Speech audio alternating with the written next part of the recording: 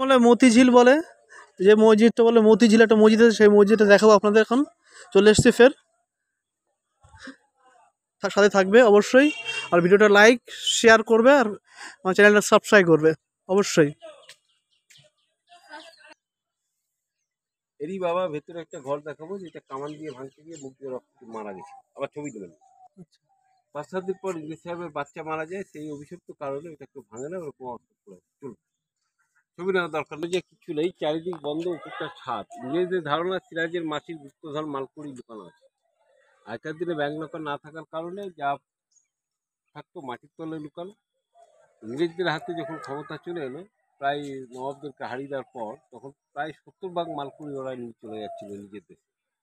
যাওয়ার পথে এটা দেখে ওদের সন্দেহ হয়েছিল যে এটার মধ্যে কিছু পাওয়া যাবে, যেহেতু এটা বন্ধ, একদম ক্লোজ একটা ঘর। তখন সেই ইংরেজ সাহেব বললো যে না, এটা তাহলে উদ্ধার করতে হবে। তো এজেন্টকে নির্দেশ দেওয়া হলো। এজেন্ট তার লোকজন নিয়ে ঘোরাঘুরি করছে, কিন্তু সে বুঝতে পারছে না যে কী করে উদ্ধারটা করবে। তখনই সে সিদ্ধান্ত নিল যে এটা কামান দাগিয়ে ফুটো করে যদি একটা রাস্তা তৈরি করে দেওয়া যায়, তাহলে খুব সহজেই এটা করা যায়। তো কামান দিয়ে এটা উদ্ধার করতে গিয়ে ইংরেজ সাহেব মুখ দিয়ে রক্ত মারা গেছে।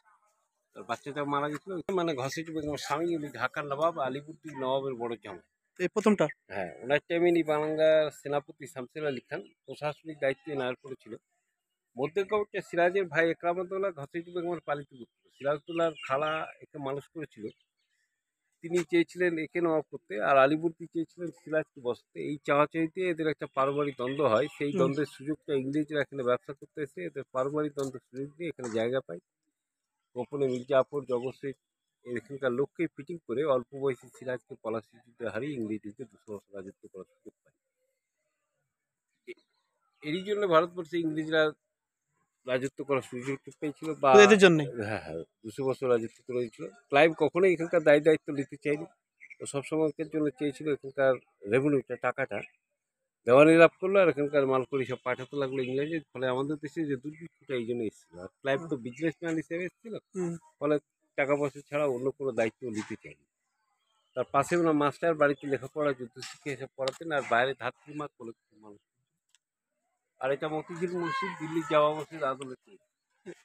এটা মতিঝিল মসজিদ বলা হয়, যে মতিঝিল মসজিদ, সেই মতিঝিল মসজিদটা।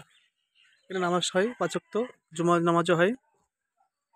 মতিঝিলটা কিন্তু এত বড় জলা কাটানো সম্ভব না। ওই দিকটা গর্ত পড়েছিল, গর্তটা ছেড়ে বাকি অংশে মাটিগুলো কাটিয়ে স্কুল করে বাড়িঘর, মসজিদ, রাস্তাঘাট ইত্যাদি তৈরি।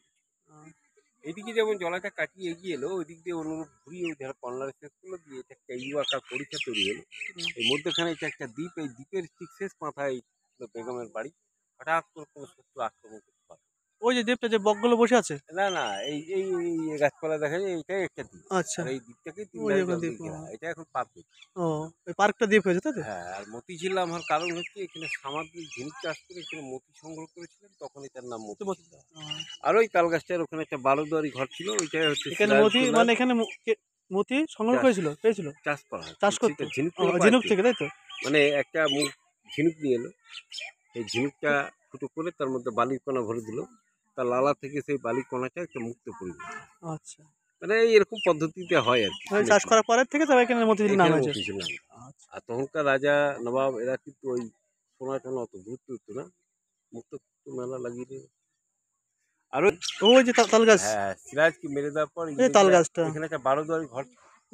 ইংরেজরা এইখান থেকে স্টার্ট করে গোটা ইন্ডিয়াকে টেক আপ করলো। এখান থেকেই ভারত